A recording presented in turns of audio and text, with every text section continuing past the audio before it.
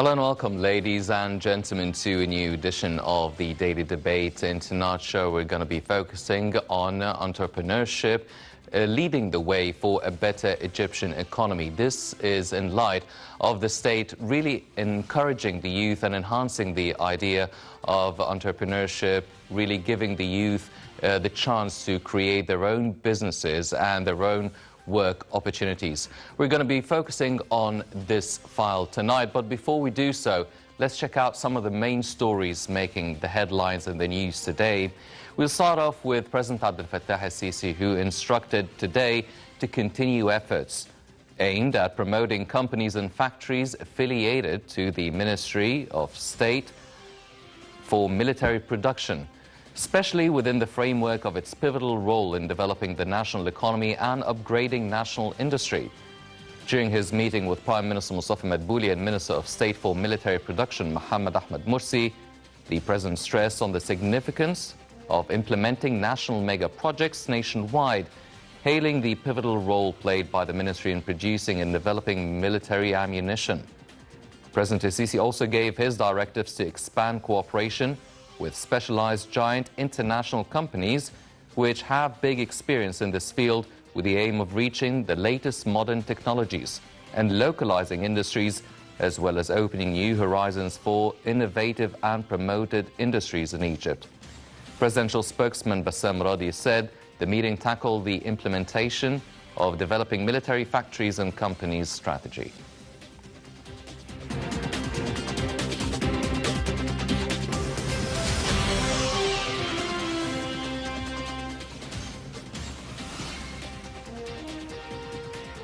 Also, President Abdel Fattah al-Sisi held a meeting and talks with visiting Sudanese Foreign Minister Mariam al-Sadiq al-Mahdi in Cairo on Tuesday, during which the President confirmed anew Egypt's constant stance of the significance of reaching a binding legal agreement regarding filling and operating Ethiopia's dam, taking into consideration interests of water rights of downstream countries.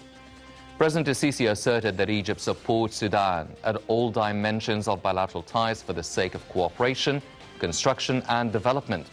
The head of state expressed Egypt's consolidation to all peace and stability efforts in Sudan during this crucial stage in its history, and expressing Egypt's keenness to enhance bilateral ties, especially in the trade exchange and electric linkage and lines fields. For her part, the Sudanese minister said her country is looking forward to promoting mutual efforts to enhance joint cooperation, hailing Egypt's sincere support to maintain Sudan's stability.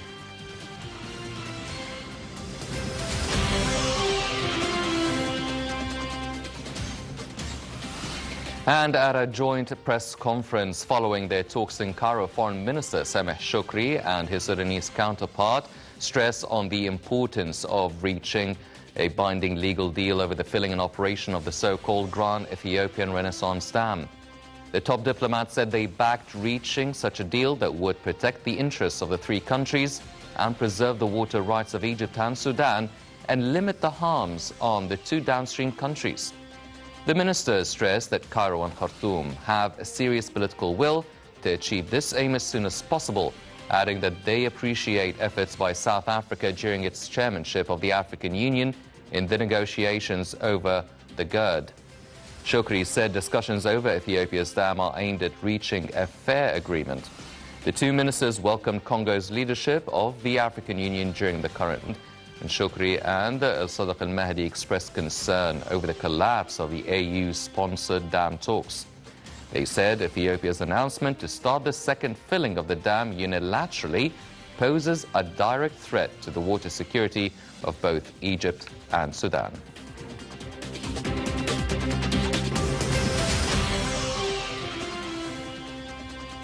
And the Aswan Forum for Peace and Sustainable Development continued its activities today. The forum, in its second edition, is held through video conference due to the coronavirus circumstances. It is held under the theme, Formation of a New Normality in Africa, Recovery in a Stronger Way and Better Reconstruction. Heads of states and governments, as well as senior officials and experts, are attending the event. The forum witnesses 3 sessions. The first one is over women and peace and the security in Africa during the corona pandemic and afterwards. The second session discusses activating structural protection in Africa, and the third session is held under the title Swift Economic Recovery for Structural Transformation. Earlier, President Abdel Fattah el-Sisi addressed the forum via video conference, saying the continent is still suffering from conflicts that undermine development efforts and call for unified efforts to settle the ongoing conflicts. Other African leaders addressed the opening session via video conference.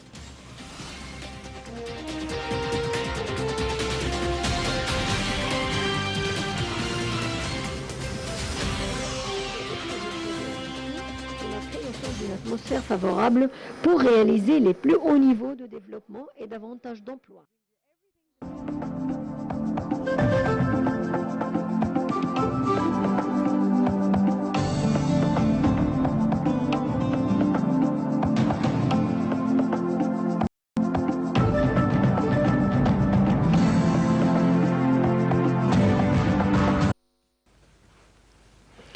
These were all the main stories making the news today, but now let's focus on our topic of discussion, and we'll start off with this report regarding the Ministry of Planning and Economic Development launching its first interactive platform for entrepreneurship in the Middle East and Africa. Let's check out this report and we'll be right back.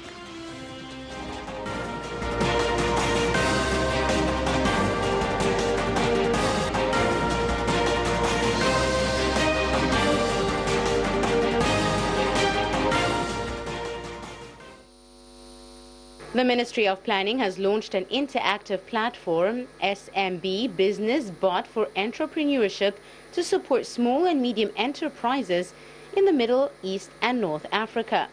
Minister of Planning Hala Said said in a statement that the platform, in cooperation with several other platforms, represents one of the mechanisms to spread the culture of entrepreneurship, support small and medium enterprises, and encourage youth projects. The minister said the new move comes within the framework of the Egyptian state and the Ministry of Planning's efforts to support entrepreneurship and encourage youth to create job opportunities by themselves. The minister asserted the keenness of her ministry to provide mechanisms supporting the entrepreneurship thinking, expressing its keenness on establishing business incubators via Ruwad 2030 project, which was launched by the ministry to spread the free business culture and support youth thinking in order to participate in economic development operations, provide job opportunities, and decrease the unemployment rates. The minister asserted that launching this platform is an important step that supports digital transformation and activates the mechanisms of modern technology, stressing that the state spares no efforts to support digital transformation and use technology means to upgrade the level of services and projects, as well as to be able to compete according to world competitiveness indicators. Egypt issued its first report on entrepreneurship indicators by the end of 2020, highlighting some key factors such as the rise in the number of startups. Such indicators are important for decision makers, entrepreneurs, and bodies concerned with startups. Over the past 10 years, the number of startups in Egypt has exceeded 400 companies. About 60% of these funds are injected from 2017 to 2025. The report also highlighted the rise in the number of companies attracting foreign investments by 35% every year. Egypt devoured about 25% of financing rounds in the Middle East and North Africa in 2019. Ruwad 2030 works under 3 axes. The most important one is education. It is a program that cooperates with Cambridge University as well as the US and German universities searching for successful education partners. Welcome back, ladies and gentlemen. Starting off our discussion right away, we're joined here in the studio by Mrs. Sherin Ramadan, the Human Capital Development Consultant. Mrs. Ramadan, thank you very much for joining us. You're most welcome. It's always my pleasure. Always a pleasure. Mrs. Ramadan, first of all, now the Ministry of Planning and Economic Development has launched the first interactive platform in the Middle East and Africa for entrepreneurship. Now, how significant is this launch, is this platform for startups, entrepreneurs, small and medium businesses? It's dubbed the SMB Business BOT or BOT. So what can this platform do for SMEs and entrepreneurs? Right. Well, let's first know what is an interactive platform. It's actually it provides an ecosystem for entrepreneurs and entrepreneurship, people who are interested in entrepreneurship, to be able to acquire information, to have more networking facilities, even educational facilities, etc. But what's different about being an interactive platform and specifically the bot option is you will be having this interactive, like like the assistant that can provide interaction on your behalf. It can actually do things on your behalf. It can interact with other platforms on your behalf. So that's how it's being done. And of course, it's very significant to have to launch something like this because it connects. Let's allow me first to shed a more light on the importance actually of entrepreneurship and why all these efforts have been done to boost the entrepreneurship mentality and to get the youth to think of entrepreneurship. Because entrepreneurship and small medium enterprises is not only that it's very beneficial, of course, for economy. It creates more job opportunities. It's got another kind of sociological role because you know how the youth can be easily attracted to extremism and can be easily, when they're not having this kind of self-actualization that they get from the normal jobs they get. They get jobs sometimes that does not fit their creativity, their talents. They're underpaid, underappreciated, so they can't actually achieve the self-actualization. They cannot, even if they have ideas, even if they're very talented in a certain area, and they have ideas, it's very difficult to push these ideas forward when you have like a job as an employee. So having the youth or having those who are having talents and having ideas to know where the channels are to push these ideas forward and exploit it to the maximum, it really has a great societal role for any country. Also, the economical part, if you look at the West, for example, you'll find that 99% of the enterprises are small and medium enterprises.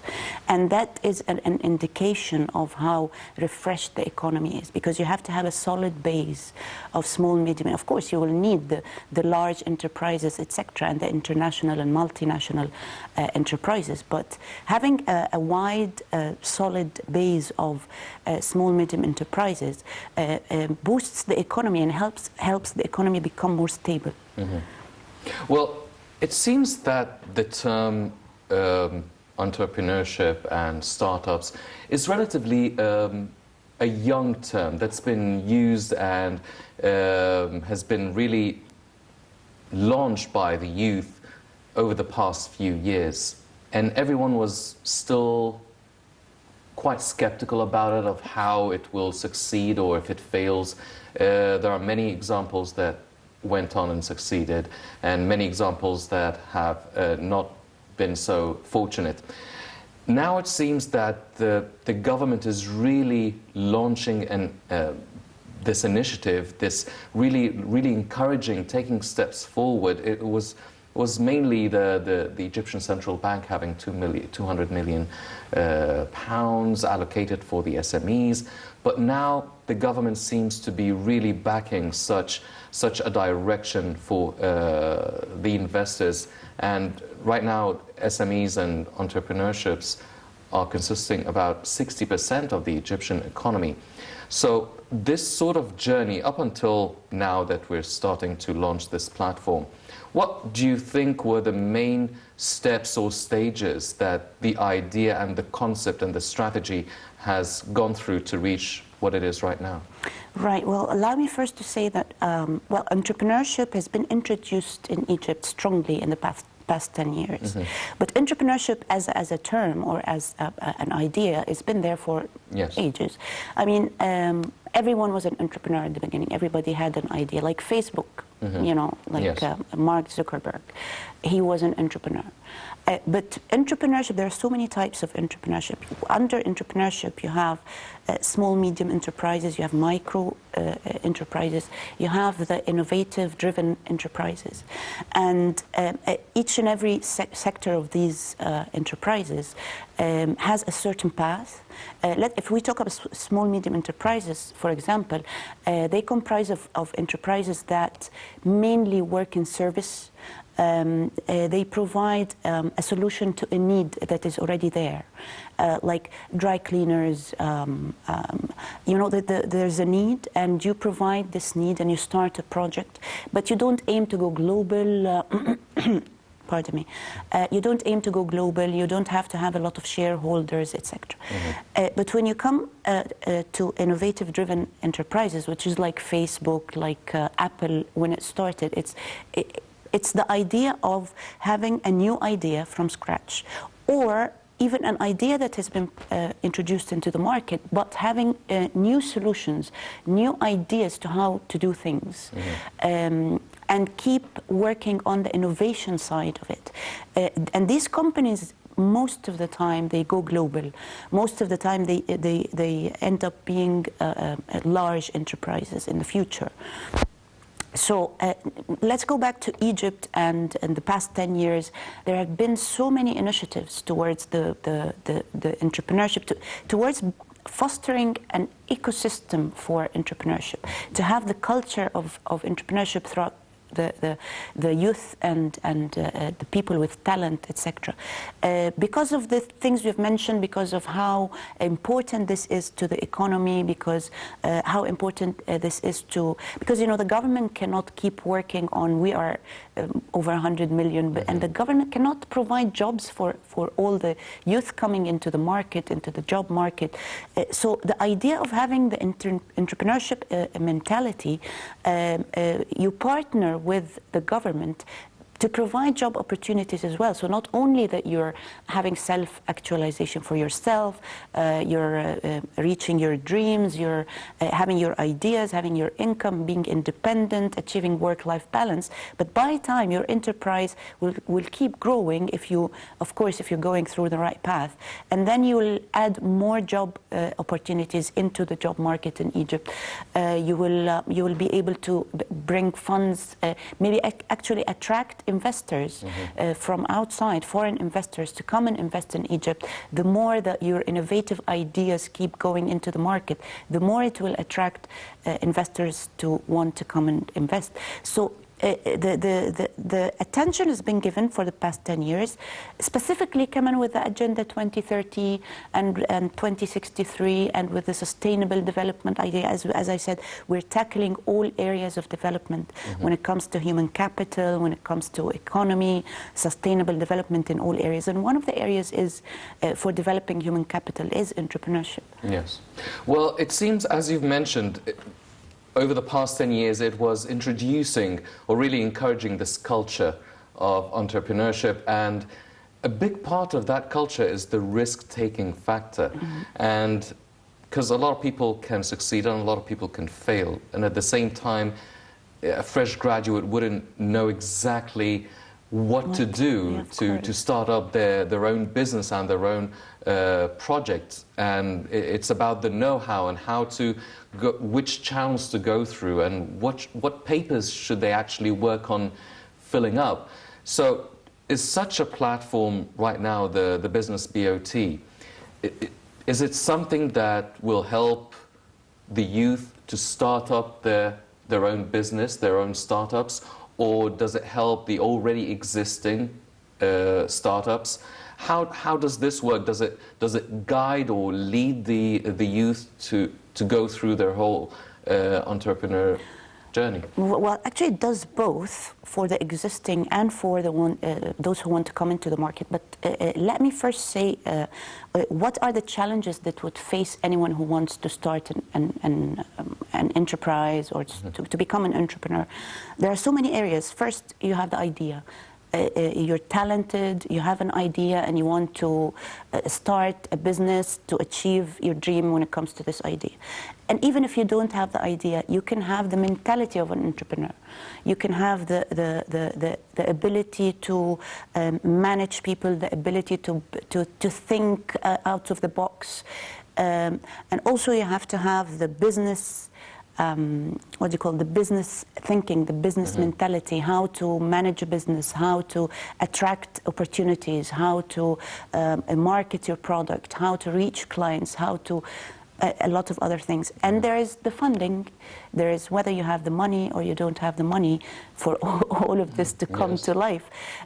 So there are so many areas in order for someone to become an entrepreneur. If you speak to anyone in university, especially in the East, like in the West, not everyone is interested to become an entrepreneur, even though you do have a large scale of entrepreneurs in the market. But still, in Egypt, if you speak to anyone, would you like to become an entrepreneur, to become a business owner? I tell you, yes, sure, of course. But what it takes to become an entrepreneur is so many sides. And this platform, what it does is it brings together, because the government has been working on, for example, the Roued 2030 project. This project has had all these efforts that we're talking about, the funding, the learning and training, the certification, even the networking. How to be able to network with existing entrepreneurs or with people who want to become an entrepreneur. And of course, they provide legal consultation, financial consultation for those who want to become entrepreneurs. This is, for example, you have business incubators. Roued project has 9 business incubators. And there is the Shirketak, something like Shirketak something. ابني مستقبلك is one, ابدأ مستقبلك, and then شركتك, and then بداية, and then there is the innovation, technology, and entrepreneurship, business incubator as well. And all these places, they provide the funding and the consultation, etc.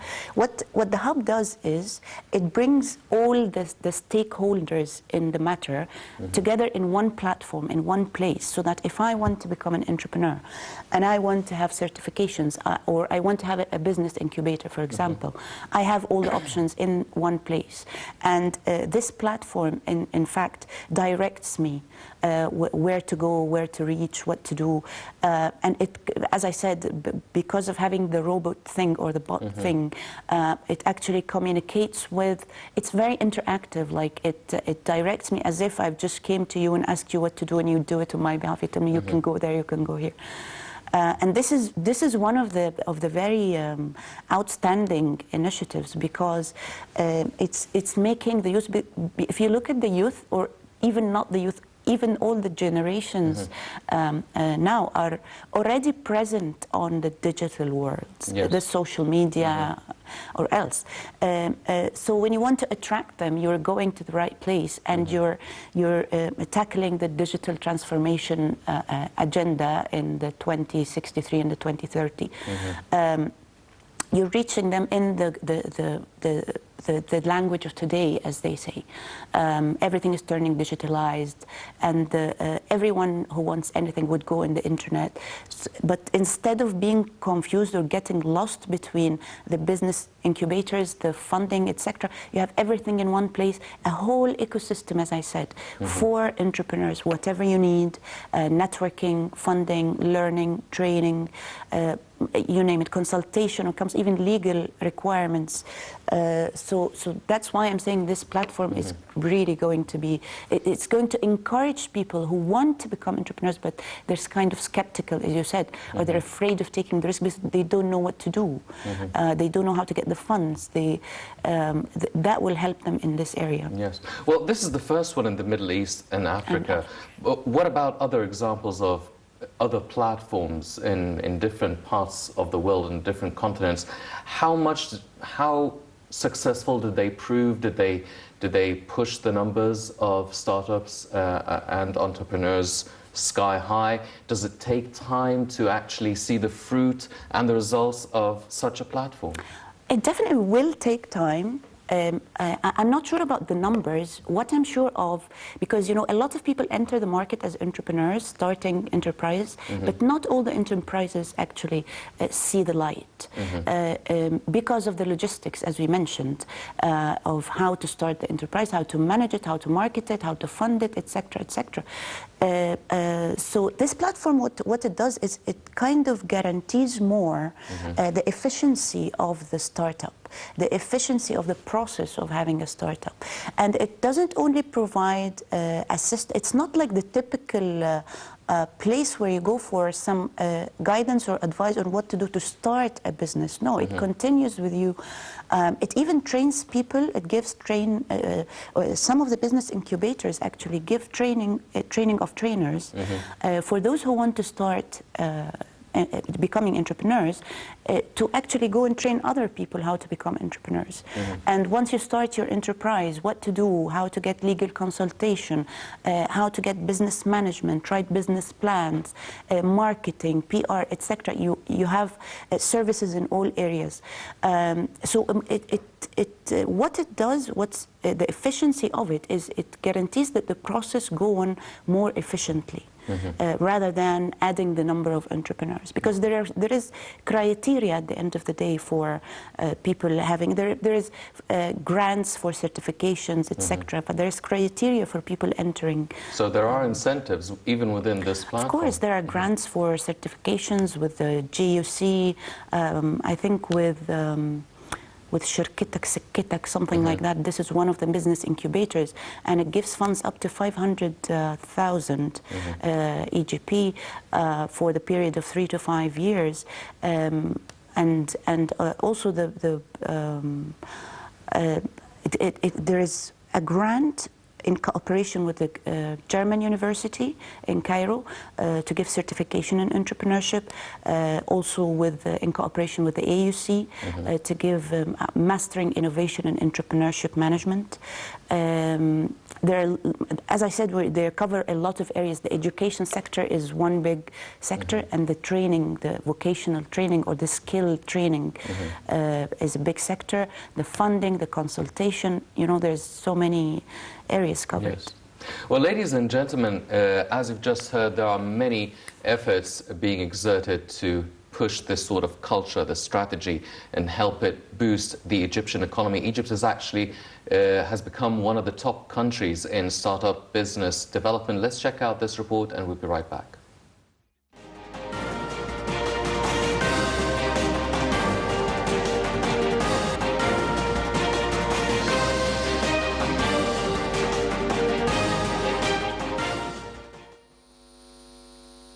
As Egyptian entrepreneurs continue to build upon gains made in the last decade to develop the capacity for Egyptian youth to start, develop, and own their own businesses rather than follow their parents in their businesses or go into government jobs, now is the best time for youth to bring their creative vision and realize their own goals of independence and pride in building something from the ground up. The past few years had witnessed a big leap and now records for entrepreneurship in Egypt as the country braces for more economic development and integration to achieve the 2030 Sustainable Development Agenda. Egyptian entrepreneurs have won the highest number of deals made with financing and development agencies. Local entrepreneurs are becoming more mature and are solving larger scale problems in the country and beyond. As the number of Egyptian entrepreneurs increase and ecosystem develops into different industries, this allows the Egyptian entrepreneur scene to tackle larger and bigger issues facing the country. Startup funding has broken the $1 billion mark. Since 2011, Egypt has seen 60% growth in the number of startups it houses. Impressive for an industry that was non-existent just 10 years ago. Industries that saw the most attention were in transportation, with big Egyptian names expanding around the world, renewable energy, as well as information and communication services. Egyptian startups have become successful due to their struggle to overcome many obstacles. In line with Egypt's vision to support entrepreneurship as one of the drivers of economic growth, The government has launched the Egypt Entrepreneur Awards, aiming to acknowledge the state's brightest entrepreneurs across various industries. The awards ceremony is scheduled to take place in May 2021.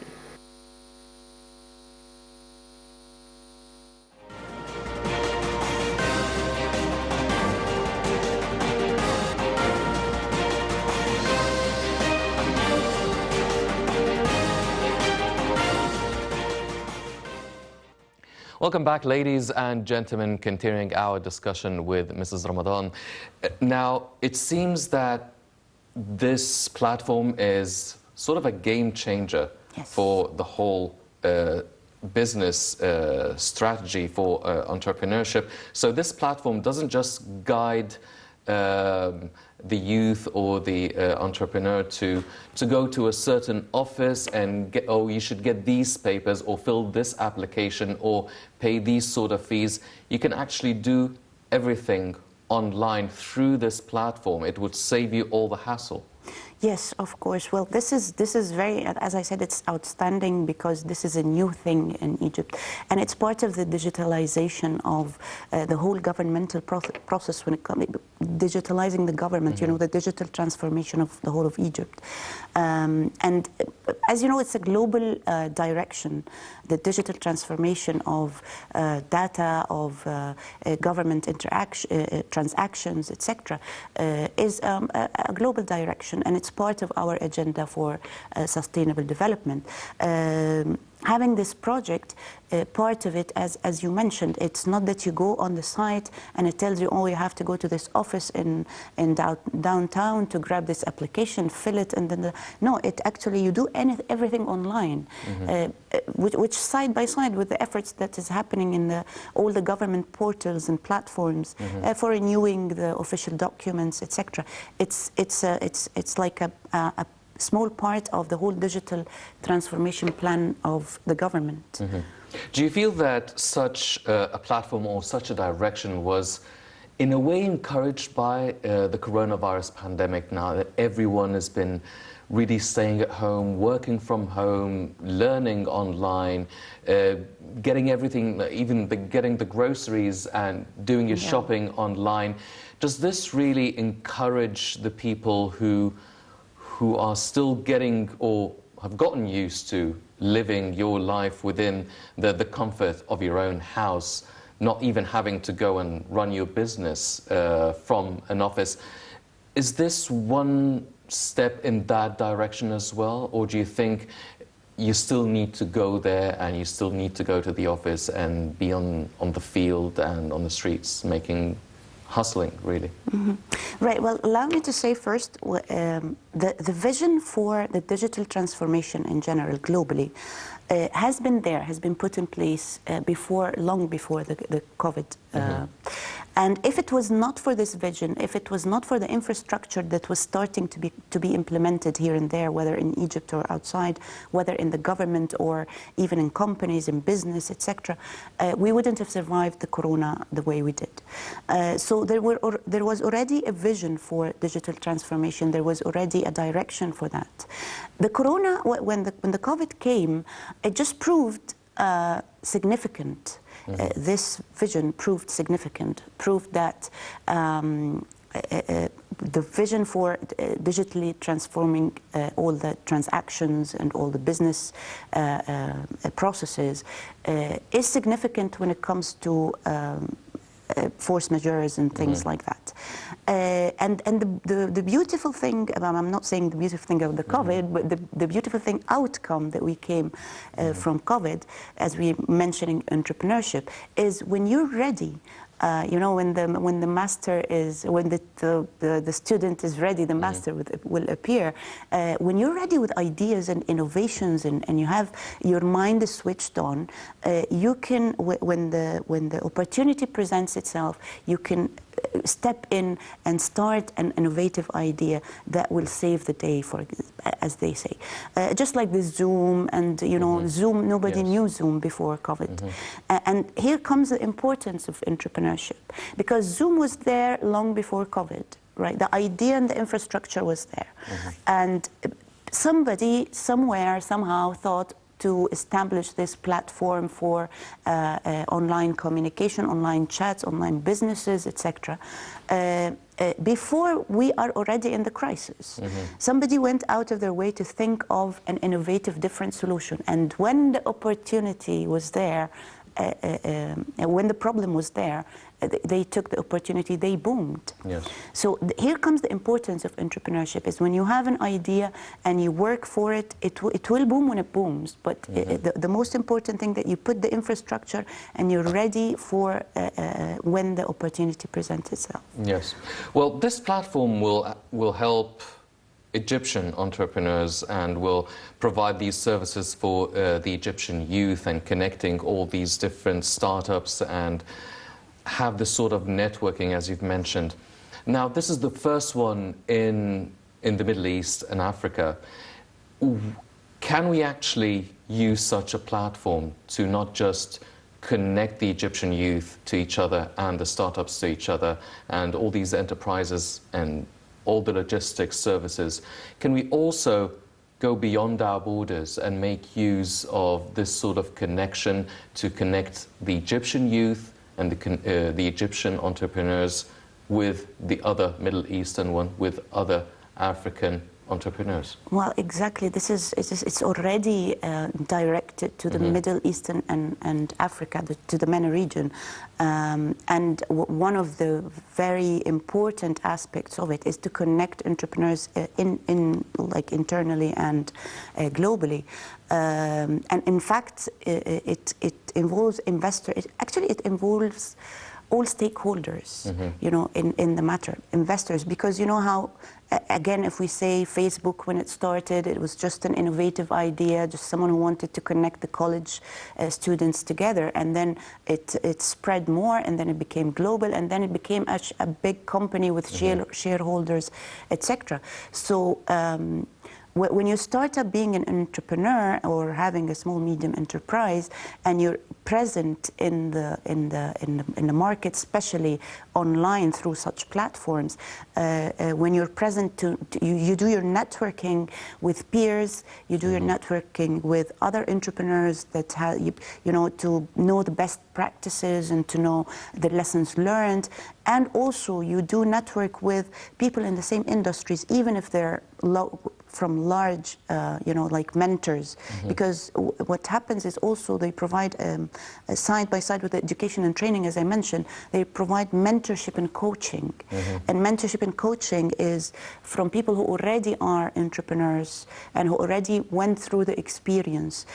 So you can know from them what to do, like where are the obstacles, how did they overcome the obstacles, what are the lessons learned, what are the best practices when it comes to managing your business, etc. So that's why it's huge, yani. That's why it's not only a platform where you go and have some guidance what to do. It's actually connecting the world. It attracts investments, it connects the world, it interacts on your behalf. It basically does magic. Yes. Well, this is a wonderful sort of initiative, but with it also it comes a lot of monitoring, a lot of evaluation of how this platform is working, and evaluation of how the youth and the entrepreneurs are responding to such a platform. What sort of do you see or do you expect difficulties to arise, or sort of obstacles that maybe need to overcome, because it's the first in the Middle East and Africa, so probably it will not be just smooth sailing all throughout. What do you see are the main difficulties and obstacles that could be possibly pose themselves?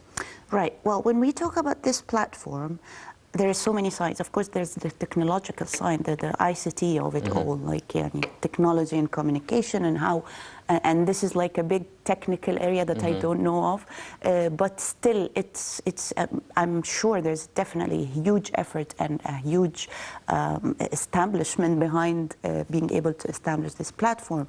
There's also the statistical, the data and statistics behind, if we're talking entrepreneurship in general in Egypt specifically. And as I mentioned, the Rouad, because the platform is only the place that brings everything together. And it brings everything together, like the business incubators, the funding, everything together. We have the Rouad project, and the Rouad project, which is the Rouad Project 2030, they cover the areas, they actually do the work. The platform bring everything together, but the Rouad project is on behalf of the Ministry of Planning. They make cooperation with universities for grants, to give grants for studying entrepreneurship, studying business management, studying things like that. They do the networking, and with other entities as well. They also do the statistical part. They have something called the Rouad meter, which gives statistics and data on how many startups are there in the market, how many startups actually saw the light, how many startups boomed and became from SMEs to large enterprises, how many succeeded, how many didn't, how many new, etc. Yes. So I'm sure there is so many efforts in so many areas when it comes to having this platform in place, and when it comes to entrepreneurship ecosystem in general. You're talking investment, you're talking finance, you're talking education, you're talking training, you're talking technology and communication. So so many collaboration between stakeholders to get such a collaboration, such a thing in place, such an ecosystem for achieving entrepreneurship. Yes. Well, Mrs. Ramadan, you're an expert in human capital development, and you've been exposed to all sorts of startups and entrepreneurs as well. Now, with your experience over the past 10 years, now, what sort of enterprises proved to be successful, especially in Egypt, and what enterprises the market is actually very saturated with? What sort of sector do you feel entrepreneurs should explore more? Maybe the market needs more of that. Can you give us main general guidelines for these? Right. Well, if we talk about startups, as you mentioned, in the past 10 years, for example, startups have been coming to a lot of people's minds. Let's differentiate between startups or entrepreneurship, because the guy who's selling cigarettes in the street, he is an entrepreneur. Let's talk about a doctor, for example. A doctor can be an employee if he's hired in a company, for example, or if he's hired in a hotel to become the hotel doctor. So he is an employee. If he goes out and he has his own practice, then he's an entrepreneur. But he still does not provide the job opportunities and the growth, and he cannot go from a small enterprise to a global enterprise, a large enterprise, etc. He's going to be, as they say, if you cannot be away from your work for 90 days, you're not an entrepreneur, you're self-employed. Because you're actually having your own practice, yes, but you have to do the job. You're the one who does the job. You have to be there. You're the one who's doing things with your own hands. You're not hiring other people. When this practice, for example, this doctor is having a center, like a dentist, for example. So he's got a dental center where he has other dentists hired in the place, whether he does with them the job with his hands or not, but still, if he's not there, this place is functioning, and it provides the job opportunities, etc. And one day it can become a big hospital, for example. Yes. And then you have the doctor who owns a hospital, and you have the doctor who manages a group of hospitals, etc. Yes. So these are the different stages of entrepreneurship, or becoming an entrepreneur. Also, let's say, you ask me what are the ideas that strive and continue and what not. Now, believe it or not, we cannot say, oh, the market needs this, so let's just go and do this. I think this was the mentality of the past. Like, if you remember, when we used to see the ads on TV, if they're doing tea, for example, oh, everybody's going to manufacture tea. So what does the market need? We're going to go ahead and do it. But this is not this age anymore. We are in the knowledge economy, so the knowledge is your product. It's not actually a tangible product anymore.